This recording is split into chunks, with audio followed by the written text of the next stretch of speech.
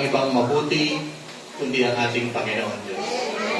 Walang ibang nakikit, walang ibang dapat maitaas ang papurihan, kundi ang ating Panginoon Diyos.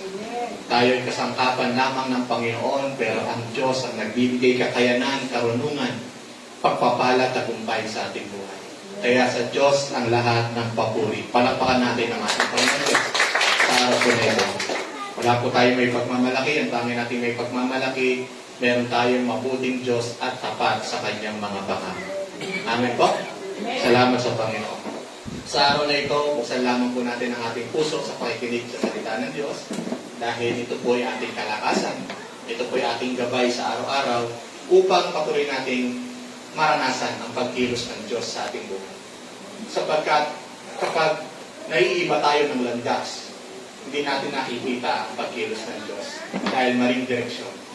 Pero pag tayo lagi nasa tamang lugar, nasa presensya ng Diyos, mas nakikita natin ang Diyos sa ating buhay. Amen po ba? Kaya patuloy lamang tayong lumapit sa ating Panginoon Diyos na puno ng patuloy na kaligayahan, kagalakan, puno ng pananampalataya sa Kanya sa araw-araw ng ating buhay. Amen po ba? Tayo po'y manalangin. Ama namin Diyos, tunay nga po wala po kaming may pagmamalaki.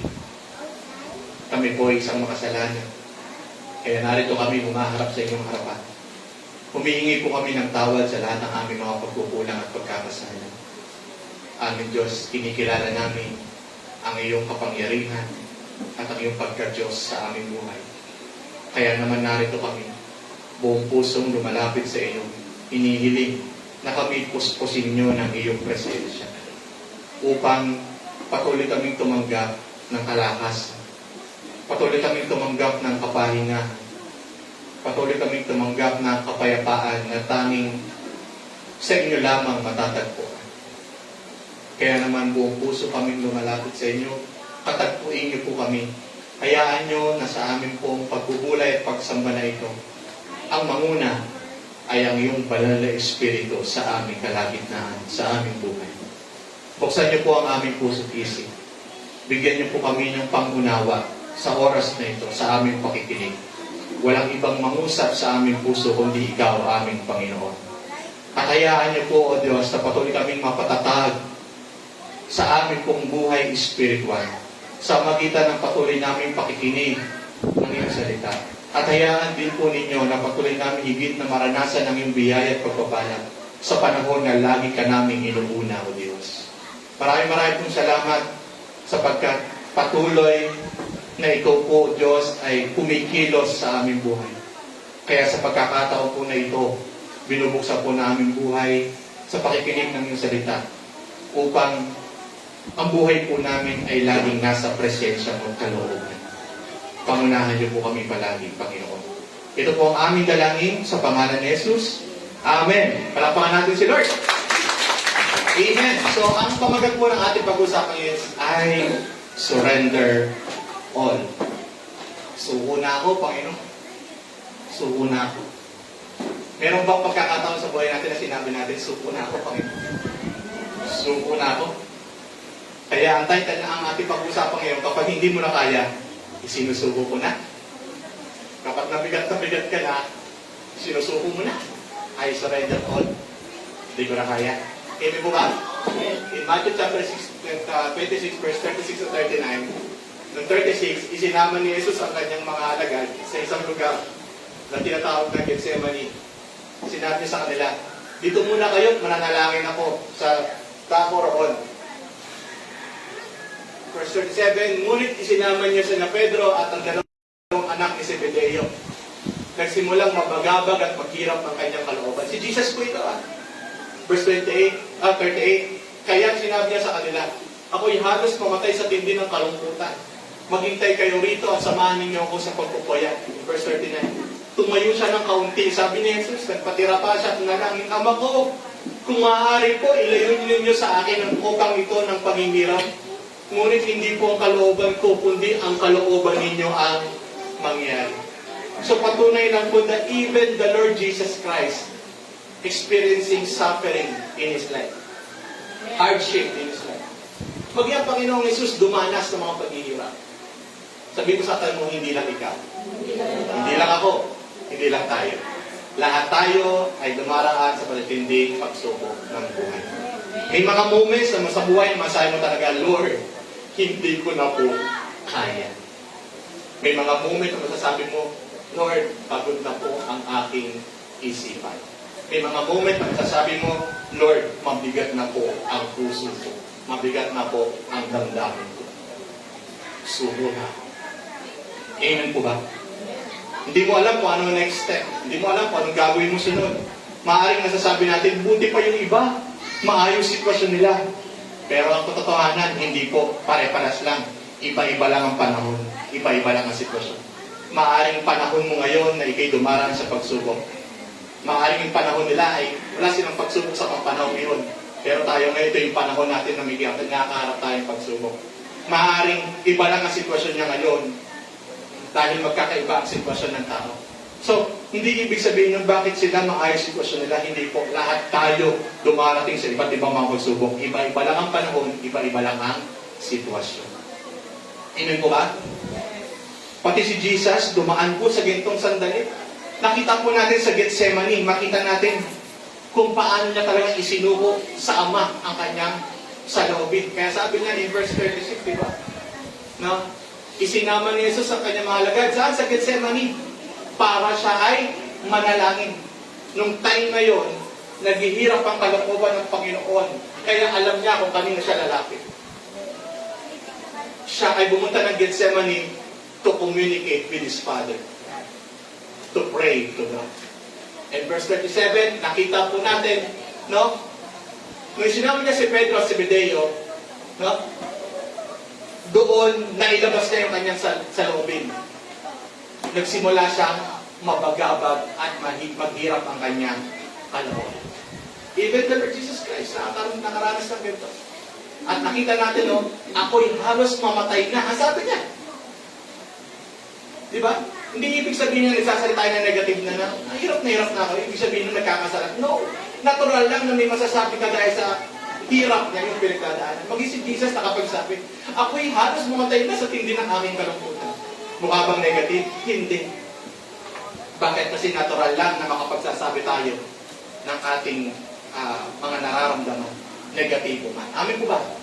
Kasi merong kabigatan, merong kalungkutan. Pero hindi na natili doon.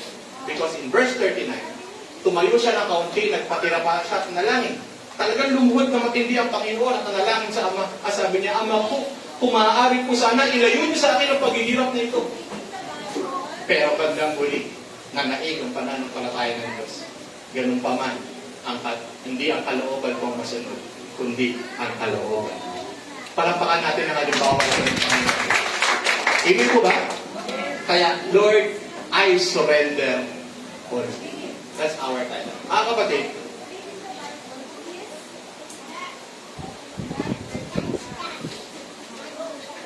surrender starts with honesty and transparency. What does it mean? Hindi nagpanggap si Jesus na okay lang siya. Maaaring sa harapan ng tao, nagpapanggap tayo na we are okay. Because we don't want other people to see our weaknesses. Amen po ba? Maaaring hindi natin pinakikita sa iba na may kahinaan tayo, may struggle tayo. Because una, baka ayaw nating ipakita na mahina tayo. Pangalawa, baka ayaw nating ma-burden pa ang tao. Amen po ba? Pero sa Panginoon, mas gusto ni Lord ang taong honest and transparent. Hello? Mas gusto ni Lord yung honest and transparent. What does it mean? Mas gusto ni Lord yung totoo ka sa kanyang harapan. Dahil ang surrender ay pagiging totoo sa harap ng Diyos. Pwede mong sabihin, Lord, pagod na ako. Pwede mong sabihin, Lord, ang bigat na po. Dahil hindi tayo minuhusgahan ng Diyos when we say something out of our frustrations and out of our struggles. Hindi po tayo hinahusgahan ng Panginoon sa bagay niyo. Sa halip, mas gusto pa nga niya na kung sa iba nakapagtatago tayo, sa Kanya gusto niya nagsasabi tayo ng kabigatan natin. Kaya masasabi natin sa Panginoon, Lord, hindi ko na po kaya. And God is teaching us today that we have to be honest and transparent to God kung ano po yung nararamdaman natin. At sa Kanya, makakaasa tayo. Hindi tayo husgahan ng Panginoon. Kundi, sabi ng Psalms 51 verse 17, a broken and contrite heart, O God, you will not despise. Yung puso na sugatan, yung puso na may kabigatan, no? Mahalaga sa Diyos yan. Kapag ikaw po ay nagpapakatotoo sa Kanya. Kaya dumating sa panahon na kapag ikaw'y nabibigatan, di ba po, mas magandang maging transparent and honest tayo sa Panginoon. Kahit na alam ng Diyos ang pinagdadaanan mo, iba pa rin yung ikaw ay honest and transparent kay God. Lord, hawakan mo ko. Lord, yakapin mo ko. Lord, paktibayin mo ko. Hindi ko na po kaya. Amen po? And even the Lord Jesus Christ, doon sa Matthew chapter 26, nakita natin anong sabi niya, Ama, hanggat maaari, ilayo niyo po sa akin ang paghihirap na ito. Naging honest si Lord na sabihin na nalulungkot siya, nahihirapan siya. Amen po ba? Hindi kahit kailanman, mga kapatid, sabi dito, to truly surrender our burdens, we must first be honest about our feelings and struggles before God because we invite His healing touch. When you open your heart to God, anong ini-invite natin? Yung Kanyang healing touch. Hello? Kapag nagsasabi tayo sa Panginoon ng ating mga burdens, pag nagsasabi tayo sa Panginoon ng ating mga struggles, ang ini-invite natin yung Kanyang healing touch. At ayaw niyo po.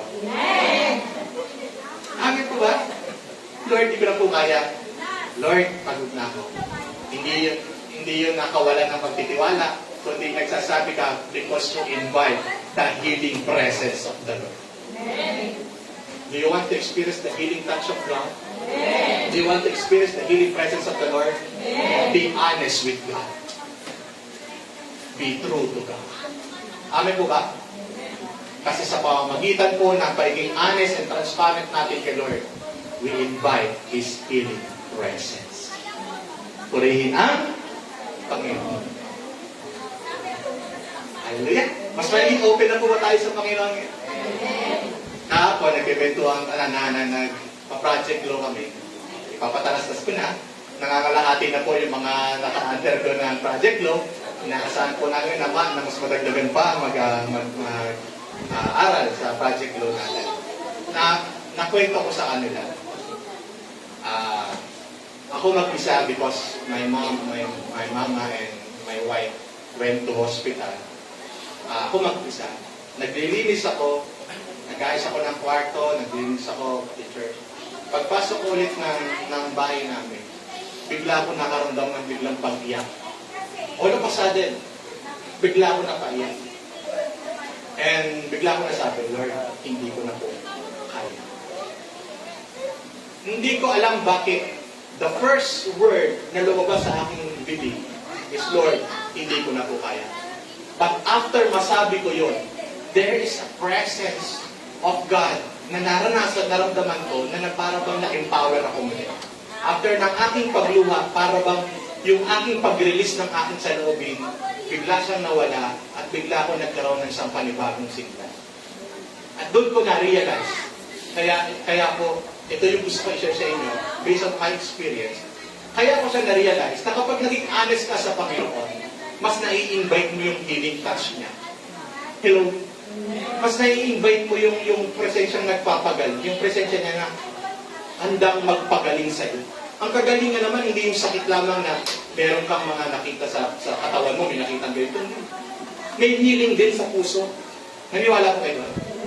May healing din sa kaisipan. Minsan nga, mas kailangan pa ng kagalingan sa isip mo eh. Kasi napapagod.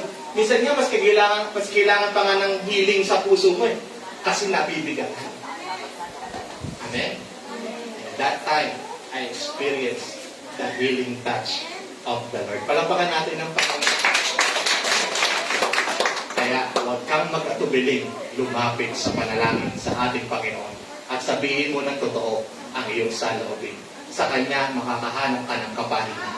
At sabi niya, lumapit kayo sa akin, lahat kayo napapagaan at kayo'y pagpapahingay ko.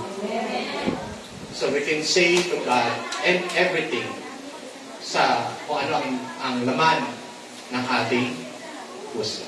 Amen po ba daw? Praise God. Pangalawa, ang pag-surrender, ang pagsuko natin sa Panginoon, hindi pa palayo. Merong sumusuko sa buhay na imbis na papalapit sa Diyos, papalayo. What does it mean? Ibig sabihin, meron mga maling pagsuko eh. Lord, hindi ko na po kaya. After nun, mas nalamig, tumigil sa panalangin, naging bitter, mas lumayo. Bakit? Mas nanaing sa kanya yung struggle niya. Merong, hindi ko na po kaya. Surrender na ako. Pero ang naging resulta, mas lalong lumayo sa Panginoon, naging bitter, naging malamig, kasi talagang yung struggle niya yung mas nanaig sa hindi yung faith niya. So maling pag-surrender yun. Okay lang na hindi natin kaya, subo na tayo. Pero yung dapat tamang surrender. What does it mean? Yung mas lalo kang lumalapit sa Diyos. Hello? Mas lalo kang nagdarasal. Mas lalo kang nagtitiwala. Yun yung tamang pag-surrender. Amen? Alam ng Diyos na hindi mo na kaya, kaya sumusuko na ako. Pero tamang pagsuko. Pagsuko na mas lumalapit ka, mas nagdarasal ka, mas nagtitiwala ka. Yun yung tamang pagsuko.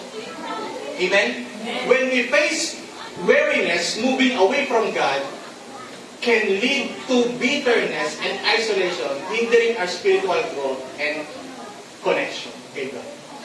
So dapat kung ano yung mga struggle natin, hindi yan nagpapalayo sa atin sa Diyos kahit suko na tayo, kahit nabibigatan na tayo. Merong nabibigatan na lalong lumalayo sa Diyos. Merong nahihirapan na lalong lumalayo sa Diyos. Pero nagkakaproblema na lalong lumalayo sa Diyos. Maling pagsuko. Ang isang Kristiyano na may tamang pag-surrender kay Lord, habang lalo siyang nabibigatan, lalo siyang lumalapit. Habang lalo siyang namumblema, lalo siyang kumakapit. Habang lalo nai-struggle siya, lalo siyang nagtitiwala. That's right, surrendering with the Lord. Ano mo ba? Nawa, surrender man tayo minsan sa mga bagay-bagay, pero nagsusurrender tayo hindi lahat sa Panginoon.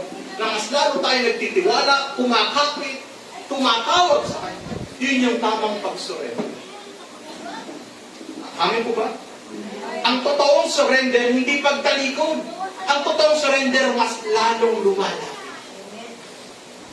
Kaya kahit nabibigyan ka na, mas nilalapit mo pa rin ang buhay mo sa Panginoon. Mas pinalalalim mo, mas pinagtitibay mo pa rin ang puso mo, ang buhay mo sa Panginoon. Amen po ba? Palapakan natin si Lord. Nandiyan pa po ba ang aking mga kausap? Amen. Ulit ang Panginoon. No. Instead, true surrender involves drawing closer to God. Sige, no? Ang totoong surrender, mas nilalapit ka nito sa Diyos. God through prayer and trust, fostering a deeper relationship with Him amidst our struggles. Mas kapag ikaw po ay may struggle at pinipili mong isurrender lalo ang buhay mo sa magitan ng patuloy kang lumalapit sa Diyos, pinagtitibay lalo ang iyong spiritual life kasi through prayer, through trust, mas lumalalim ang iyong relasyon sa Panginoon. Amen? Kaya pag struggle ka, tignan mo siyasatin mo, i-check mo sarili mo. Pag struggle ka, lalo ka bang napapalapit sa Diyos? O kapag struggle ka, mas lumalayo pa sa Diyos?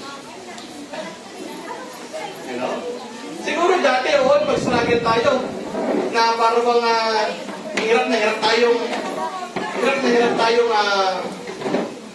tumanggap ng peace of mind. Bakit po? Kasi nahihirapan tayo Yung struggles ang nagkokontrol sa atin. Ngayon, iba na. Nahihirapan tayo, ang faith naman ang nangingibabaw sa atin. Tama po ba? Kaya mas napapalapit tayo sa Diyos sa panahon na mas nabibigatan tayo.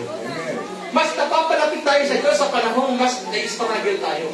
Yun yung tamang pagsuko. Kaya pag sinabi natin sa Panginoon, suko na. Hindi para lumayo sa Kanya, hindi para manlamig, hindi para lalong mawala ng pag-asa sa buhay. Sumusuko tayo, Lord, suko na ako, hindi ko na kaya.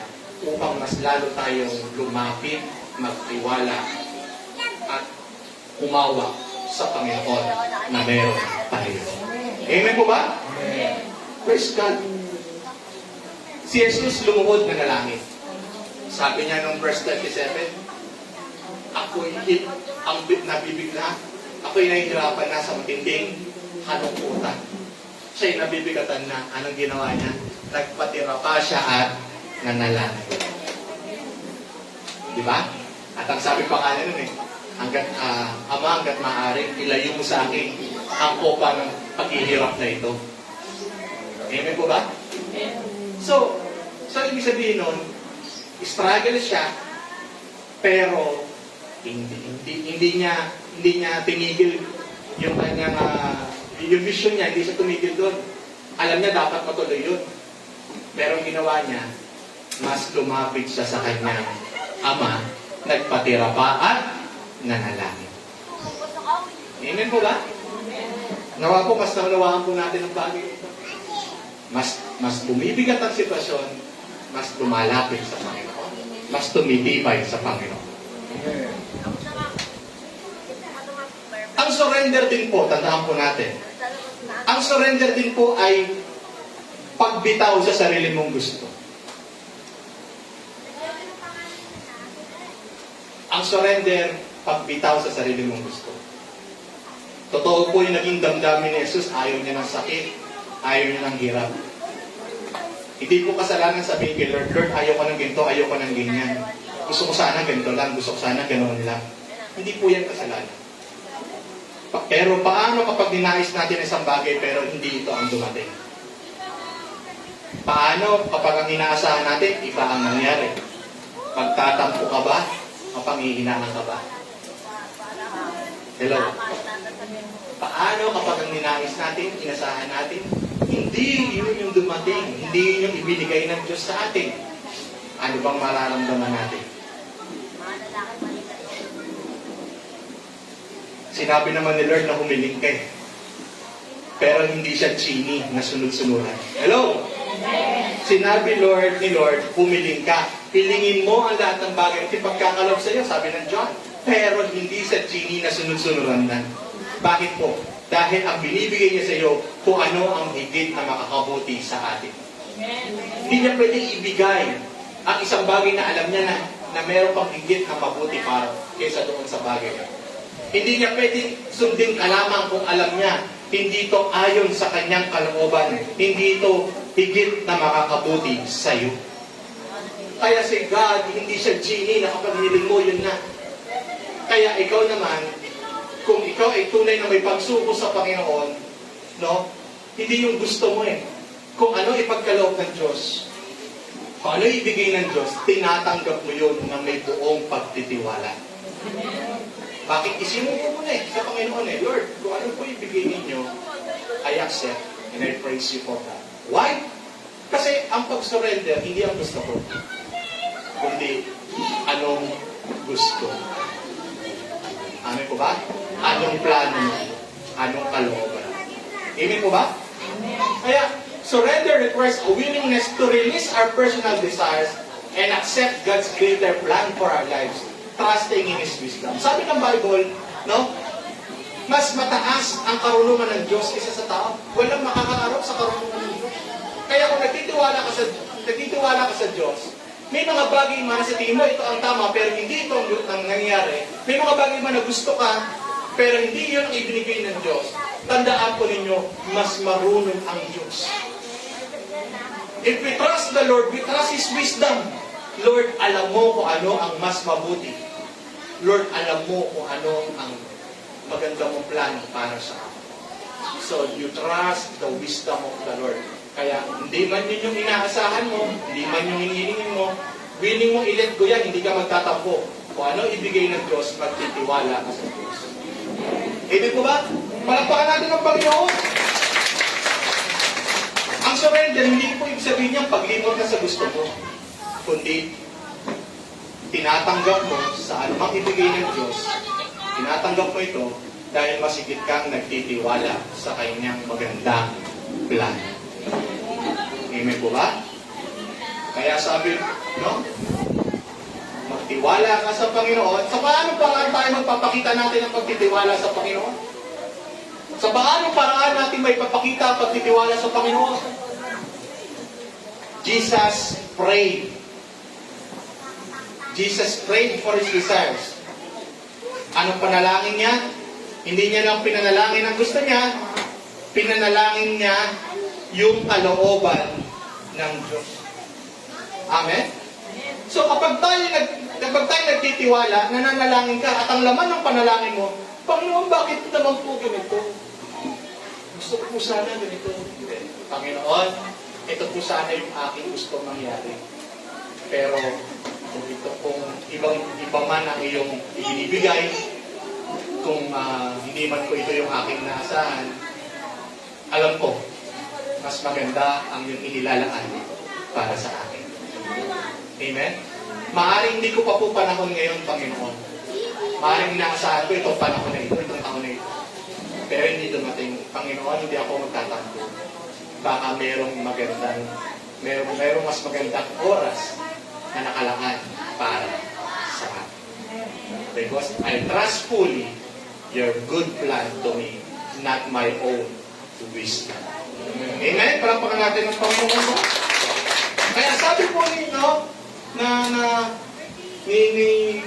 Jesus Christ in Matthew 26:39, not my will, but your will be done. Amen po ba?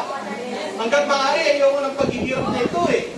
Pero dahil kalooban mo ito, sabi niya, ang kalooban mong masunod, hindi ang sarili kong kalooban. Ito ang katotohanan na dapat mo nating tanggapin. Lord, kung ano man ang kalooban mo, siyang masunod. Kaya ba natin sabihin niya sa Panginoon? Sabi ni Jesus, you must willing to take up your cross. Handa mong pasanin ang iyong krus. Ano yung sabihin ni Jesus noon? Ano mang paghihirap sa mundong ito, handa mong pasanin yan. Masunod mo lamang ang Panginoon sa iyong buhay. Handa mong pasanin ano mang bigatin sa buhay mo. Magpatuloy ka lamang sa Panginoon. Handa mong pasanin ang lahat ng bigatin sa buhay mo. Basta patuloy kang lalakad at magtitiwala sa Panginoon. Handa mong pasanin ang anumang bigatin ng krus na nakapasan sa akin. Gaya ng pagpasa ni Kristo ng krus nung inalala niya ako sa krus ng Kalbaryo para ako'y maligtas at mapatawad sa aking mga kasalanan. Amen po ba? Kaya mga kapatid, ang surrender ay laging bukol na ang plano ng Diyos ay mas mabuti. Kaya mas nilarapat na masunod ang Diyos.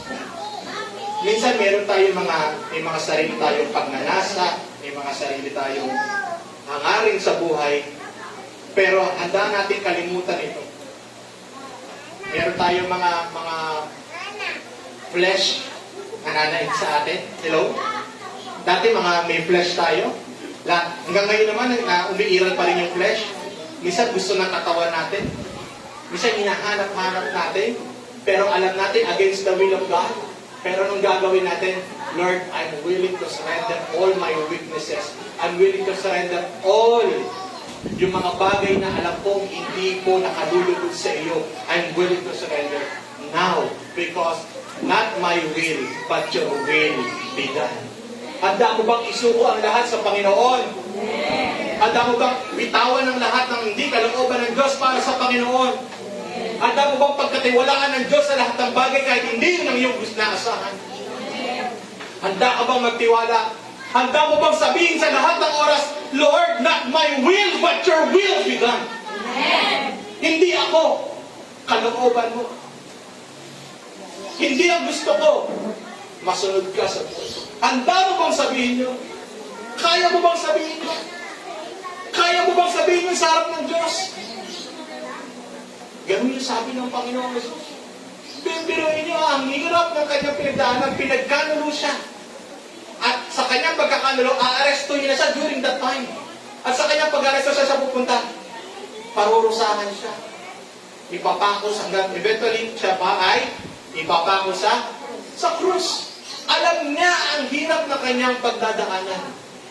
Pero isa pa rin nung nasabi niya, Lord, not my will, but your will be done. Napakahirap sabihin yun. Napakahirap sabihin na alam mo mahihirapan ka. Alam mo mabibigatan ka. Pero dahil sa pananampalataya sa Panginoon, okay lang, tuloy-tuloy lang tayo. Kahit mahirap, hindi tayo magtatapos sa Panginoon. Panginoon, naglilingkod naman ako, bakit mo naman binigay ito? Bakit mo nangyayaan ito? Panginoon, naglilingkod naman ako sa iyo, bakit pinahintulot mo ito? Panginoon, bakit kailangan ko dumaan sa mga ganitong sitwasyon? Pinasang ka sa buhay ko, hindi natin kailangan sabihin mo. The word that we must say to God is, Lord, dumating man ang mga bagay nito, not my will, but your will be done. Because I trust fully in your wisdom. I trust your good plan in you. Amen po ba? Amen.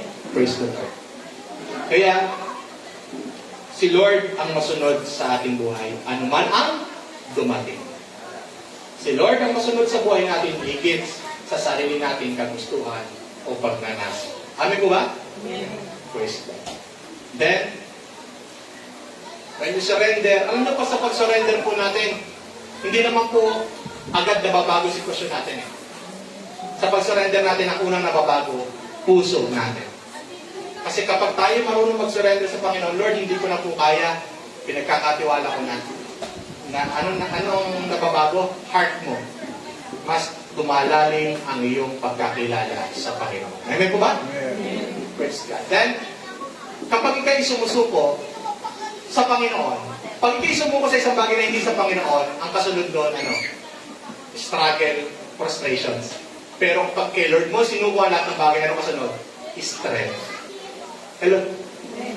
Tignan ninyo, imagine ninyo, pag sinuko mo ang isang bagay na kabigatan mo, hindi sa Panginoon, ano kasunod? Ano kasunod ko? Hindi nyo napapansin? Pag sinusuko ka na sa buhay na hindi sa Panginoon, lalo kang lumulubog. Hindi nyo napapansin? Lalo ka nahihirapan. Lalo ka nawawala ng loob. Pero pag kay Lord ka sumusuko, Lord, di ko na kaya. Hawakan mo. Ano nangyayari? Di ba? All of a sudden, biglang bagong kalakasan na natatanggap mo. Kasi tama ang iyong pagsuko. Sa Panginoon ka sumuko. Hindi ka sumuko sa buhay, kundi isinuko mo ang iyong buhay sa Panginoon. Palapakan natin si Lord. Kasunod doon, kalakasan. Amen? Pray. When you surrender, huwag ka kalimutan. Pag ikaw ay sumusuko sa buhay, ang una mong gagawin, panalangin. Amen. Kapag ikaw ay sumusuko sa hirap ng buhay, ang una mong gawin, manalangin.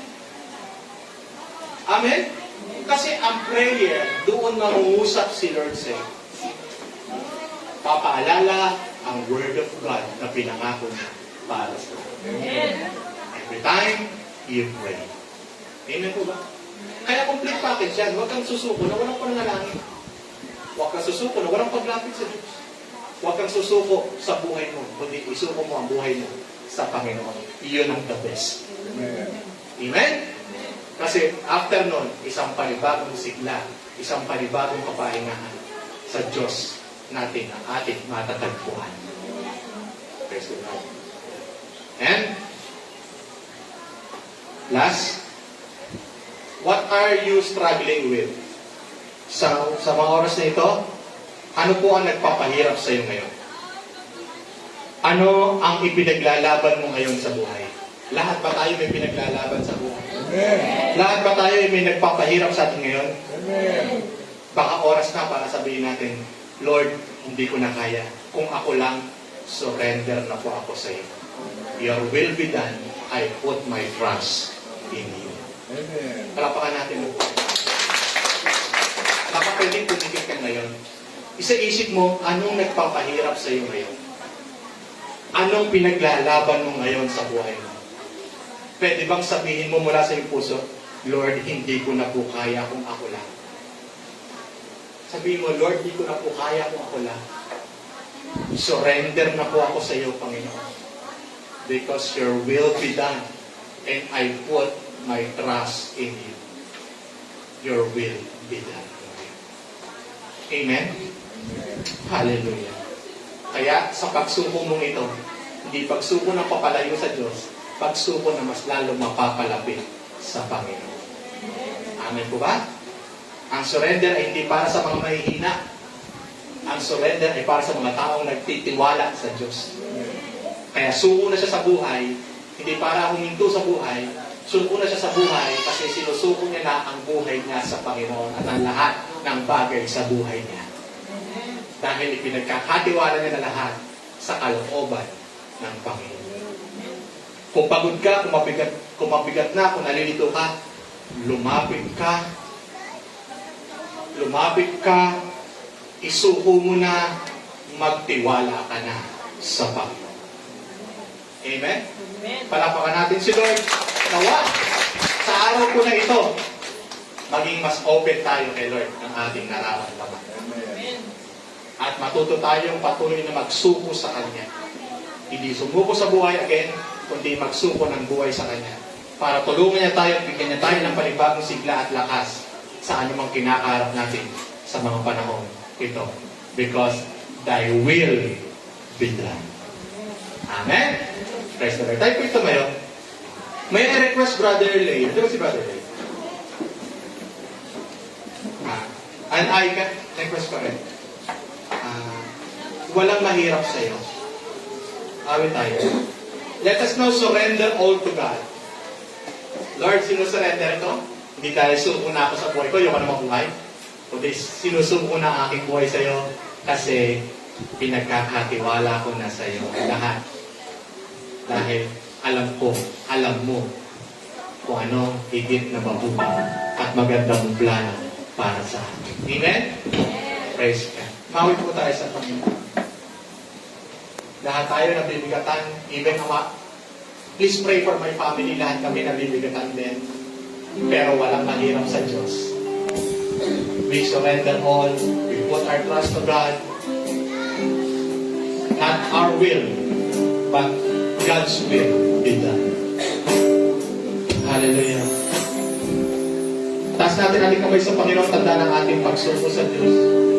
Higit sa aking kailangan, higit sa aking karanasan, higit sa aking isipin, ay kaya mong gawin. Higit sa aking kalakasan. Hallelujah. Ni minsan na hindi nagkulang. Higit sa aking isipin, ay kaya mong gawin. Balang araw. Balang araw ay hawak mo. Di mangangamba sa piling mo. Bisa pa bawat araw. Bawat araw ko ay hawak mo. Di mangangamba sa piling mo. Sabihin natin walang mahirap sa Diyos. Walang mahirap sa'yo. Walang mahirap sa'yo. Ikaw ang Panginoon na makapangyarihan. Walang mahirap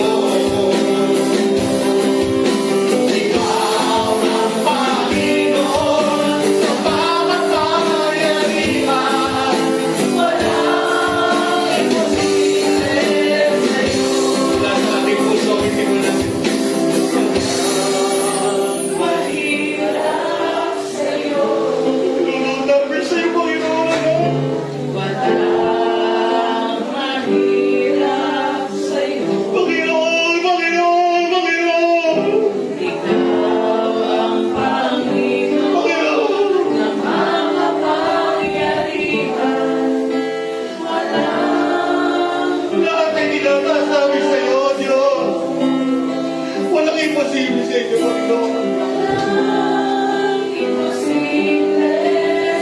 Napapagod ba kami, Panginoon? Nahihirapan kami. Pero hindi ibig sabihin sumusuko kami. Kasi nandiyan ka, Panginoon. Kasama ka namin, Panginoon. Hindi mo kami iniwan o paman. Hindi mo kami pinabayaan o paman, Panginoon. Ikaw ang Diyos na ngayon at pagpakilanman. Ikaw ang Diyos na tapat. Panginoon, sinusuko po namin ang lahat sa iyo. Sinusuko namin ang lahat sa iyo, Panginoon. Lahat ng kabigatan, lahat ng kalungkutan, lahat, Panginoon, na gumugulo sa aming puso at isip. Sinusuko namin. Handa po kami harapin ang anumang pagsubok, Panginoon. Makapagpatuloy lamang kami sa iyo. Handa namin suungin ang anumang pagsubok sa buhay na ito. Magawa lang namin ang kalooban mo, Panginoon. Dahil, O Diyos, hindi mahalaga kung ano ang gusto namin. Ang mahalaga, Panginoon, ang gusto mo at kalooban mo. Dahil mas alam mo yung magandang plano sa aming buhay, Panginoon. Panginoon, hawakan mo kami. Panginoon, yakapin mo kami, Panginoon. Panginoon, Panginoon ko. Panginoon ko. Salamat po kayo. Panginoon ko, salamat po.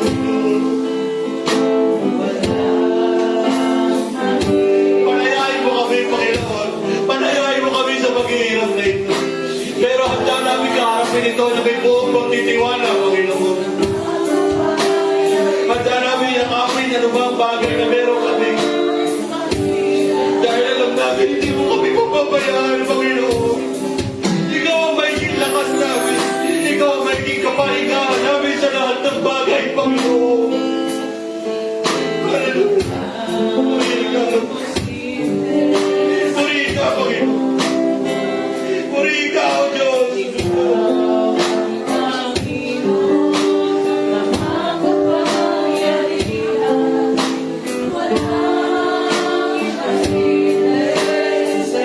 Isang bawal ng mahirap sa iyo, Panginoon.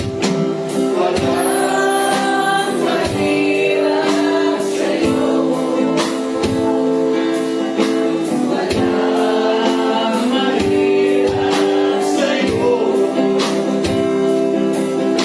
Ikaw ang Panginoon na makapangyarihan. Walang mahirap sa'yo. Sa huling pagkakataon, walang imposible sa'yo, Panginoon. Walang imposible sa'yo. Yes, Lord. Walang imposible sa'yo. Ikaw ang Panginoon na makapangyarihan. Walang imposible sa'yo. Walang imposible sa'yo. Walang mahirap sa'yo. Salamat po, Panginoon. Salamat sa pagkakataon ng Diyos na taas ang lahat ng bigatin. Lahat ng pagsubok, itinataas na po namin sa inyo. Salamat, Panginoon, sa tagumpay. Salamat sa mga kamay mo na lagi mong inuunan para sa amin. Para magbigay ng tulong at ng iyong biyaya sa amin, sa lahat ng sitwasyon at pangailangan. Salamat, Panginoon, pinagtitibay mo kami. Salamat, Panginoon, suko man kami sa hirap, pero hindi sumusuko ang aming pananampalataya. Dahil sumusuko kami para magpatuloy. Sumusuko kami para magtagumpay, hindi para mapagod sa buhay nito. Dahil ikaw, O Diyos, ang mahalaga at ang iyong kalooban, ang mas pinipili namin. Let your will be done. Thank you, Lord. This is all our prayer in Jesus' name we pray. Amen.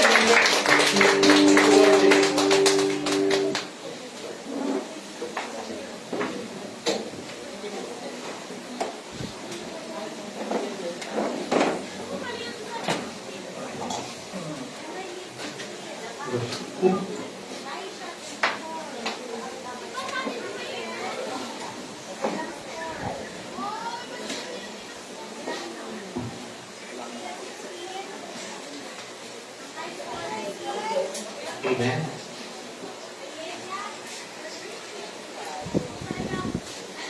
Where the Spirit of the Lord is, there is freedom.